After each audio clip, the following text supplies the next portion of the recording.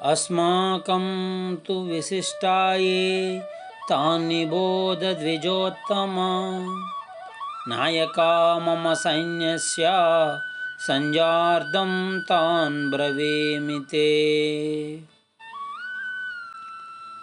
ఆచార్యవర్య, తమకు తెలియదు అని కాదు, మన పక్షంలో ఉన్న మహారథుల గురించి కూడా చెప్పుకుంటే నా మనసు కొంచెం ధైర్యంగా ఉంటుంది కదా.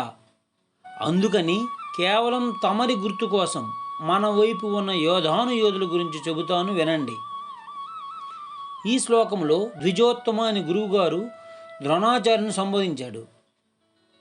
ద్విజోత్తమ అంటే బ్రాహ్మణోత్తమ అని అర్థం. బ్రాహ్మణుడు గురువుగా తన శిష్యులకు సమస్త విద్యలు నేర్పవచ్చు. విద్య అంటే ధనుర్విద్య, యుద్ధ విద్య కూడా వస్తాయి.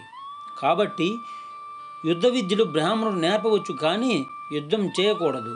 ఎందుకంటే యుద్ధం హింసతో కూడుకున్నది. బ్రాహ్మణునికి హింస చేయడం ధర్మం కాదు. అందుకని వ్యాస భగవానుల వారు ఎత్తి పొడుపుగా ఈ పదం వాడి ఉండవచ్చు, కానీ దుర్యోధనుడికి ఆ భావన ఉన్నట్టు కనిపించదు.